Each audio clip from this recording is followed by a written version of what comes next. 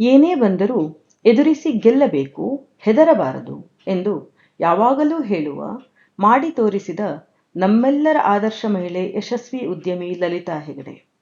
ಇವರು ಹುಟ್ಟಿದ್ದು ಭದ್ರನ್ಮನೆಯಲ್ಲಿ 1945ರಲ್ಲಿ, ಹರಿಗಿ ಇಟಗಿ ಹತ್ರ ಸಿದ್ದಾಪುರ ತಾಲೂಕು, ಉತ್ತರ ಕನ್ನಡ ಜಿಲ್ಲೆಯಲ್ಲಿ. ಸುಬ್ರಾಯ ಮತ್ತು ಸಾವಿತ್ರಿಯವರ ಹಿರಿಯ ಮಗಳಾಗಿ. ತವರು ಮನೆಯಲ್ಲಿ ಆರ್ಥಿಕ ಬಡತನವಿದ್ದರೂ ಅತ್ಯಂತ ಹೃದಯ ಶ್ರೀಮಂತ ಸುಸಂಸ್ಕೃತ ಮನೆತನ. ಇವರ ತಂದೆ, ಚಿಕ್ಕಪ್ಪ, ಅತ್ತೆ ಹಾಗೂ ಊರಿನ ಹಲವಾರು ಜನ ಸ್ವಾತಂತ್ರ್ಯ ಹೋರಾಟಗಾರರು. ಆ ಧೈರ್ಯ, ಸಾಹಸಿ ವ್ಯಕ್ತಿತ್ವ, ದೇಶಭಕ್ತಿ ಇವರಲ್ಲೂ ಕರಗತವಾಗಿ ಬಂದಿದೆ. ಚಿಕ್ಕಂದಿನಿಂದಲೂ ಶ್ರಮಜೀವಿ. ಹಿರಿಯವಳಾಗಿದ್ದರಿಂದ ತಮ್ಮ ತಂಗಿಯರನ್ನು ಎತ್ತಿ ಆಡಿಸುವ, ತಿದ್ದಿ ತೀಡುವ ಜವಾಬ್ದಾರಿಯನ್ನು ಪ್ರೀತಿಯಿಂದ, ಸಂತೋಷದಿಂದ ಮಾಡಿದವರು. ಓದಿನಲ್ಲಿ, ಗಣಿತದಲ್ಲಿ ಮುಂಚೂಣಿಯಲ್ಲಿದ್ದು 4ನೇ ತರಗತಿಯವರೆಗೆ ಮಾತ್ರ ಓದಿದ್ದರೂ ಇಂದಿಗೂ ಅವರು ಬಾಯ್ಲೆಕ್ಕ ಮಾಡುವಷ್ಟು ವೇಗವಾಗಿ ನಾವು ಕ್ಯಾಲ್ಕುಲೇಟರ್ ಹಿಡಿದರೂ ಸಾಧ್ಯವಾಗುವುದಿಲ್ಲ. ಹಾಗೆ ಹಾಡು, ಶೇಡಿ, ಅಡುಗೆ, ಕೃಷಿ, ಮನೆ ವೈದ್ಯ, ದನಕರು ಸಾಕಣೆ ಎಲ್ಲವನ್ನೂ ಕರಗತ ಮಾಡಿಕೊಂಡವರು. ಪ್ರತಿ ಕೆಲಸದಲ್ಲೂ ಶ್ರದ್ಧೆ ಮತ್ತು ಶಿಸ್ತು. 1965ರಲ್ಲಿ ಕಲಗಾರು ಗಣಪತಿ ಹೆಗಡೆಯವರ ಕೈ ಹಿಡಿದು ಹಿರಿಯ ಸೊಸೆಯಾಗಿ ಪಾದಾರ್ಪಣೆ. 1967ರಲ್ಲಿ ಸುರೇಂದ್ರ, ನಂತರ ಮೇಧಾ ಎಂಬ 2 ಮುತ್ತು ರತ್ನಗಳನ್ನು ಹೆತ್ತರು. ಗಂಡನ ಮನೆಯಲ್ಲೂ ಬಡತನ, ಕಷ್ಟ ಕಾಡುತ್ತಿದ್ದಾಗ ಧೃತಿಗೆಡದೆ ಗೋಳಗೋಡು, ಕ್ಯಾಸನೂರು, ಮನ್ಮನೆಗಳಲ್ಲಿ ಬೇರೆಯವರ ಜಮೀನಿನಲ್ಲಿ ಕೃಷಿ ಕೆಲಸ, ಗದ್ದೆ ನೆಟ್ಟಿ ಅಡಿಕೆ ಸುಲಿಯುವುದು, ತರಕಾರಿ ಬೆಳೆದು ಮಾರಾಟ ಮಾಡುವುದು ಇತ್ಯಾದಿ ಕಠಿಣ ಕೆಲಸಗಳನ್ನು ಮಾಡಿ ಜೀವನ ನಡೆಸಿದರು. ಕಲಗಾರು ದೇವಸ್ಥಾನದಲ್ಲಿ ಪತಿ ಅರ್ಚಕರಾದಾಗ ಇವರು ಅವರೊಂದಿಗೆ ಕೈ ಜೋಡಿಸಿದರು. ಅಲ್ಲಿ ಅನಿವಾರ್ಯವಾಗಿ ಬಿಡಬೇಕಾಗಿ ಬಂದಾಗ ತಾಳಗುಪ್ಪ ಪ್ಲೈವುಡ್ ಫ್ಯಾಕ್ಟರಿ ಕ್ಯಾಂಟೀನ್ ನಡೆಸಿದರು.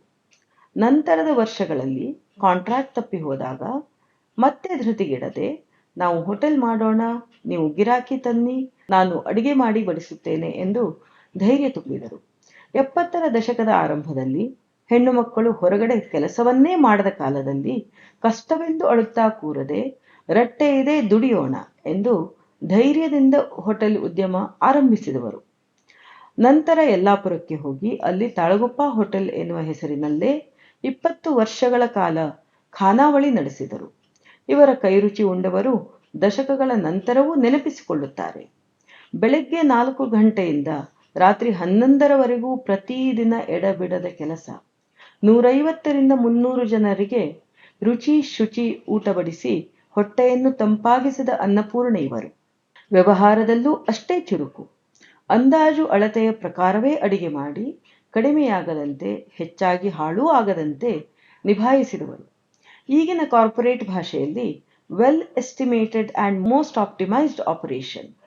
ಹಾಗೆಯೇ ಪ್ರತಿ ಗಿರಾಕಿಯ ರಸೇಂದ್ರಿಯಗಳನ್ನು ನೆನಪಿಟ್ಟುಕೊಂಡು ಅವರ ಇಷ್ಟಕ್ಕೆ ಅನುಗುಣವಾಗಿ ಬಡಿಸುತ್ತಿದ್ದು ಖಾಯಂ ಗ್ರಾಹಕರನ್ನು ಹೆಚ್ಚಿಸಿಕೊಳ್ಳುತ್ತಲೇ ಹೋದರು.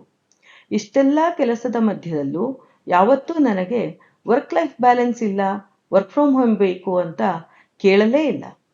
ಜೊತೆಗೆ ಸಂಬಂಧಿಕರನ್ನು ಕರೆದು ಕಳಿಸುವುದು, ಹಬ್ಬ ಹರಿದಿನಗಳ ಆಚರಣೆ, ಮದುವೆ ನಾಮಕರಣಗಳಿಗೆ ಹಾಜರಿ ಎಲ್ಲವನ್ನೂ ನಿಭಾಯಿಸುವುದರೊಂದಿಗೆ ಹೂವಿನ ಗಿಡ, ಔಷಧಿ ಗಿಡ ಬೆಳೆಸುವುದು, ಕೊಟ್ಟಿಗೆ ಚಾಕರಿ, ಹಾಲು ಕರೆಯುವುದನ್ನು ಪ್ರೀತಿಯಿಂದಲೇ ಮಾಡಿದರು.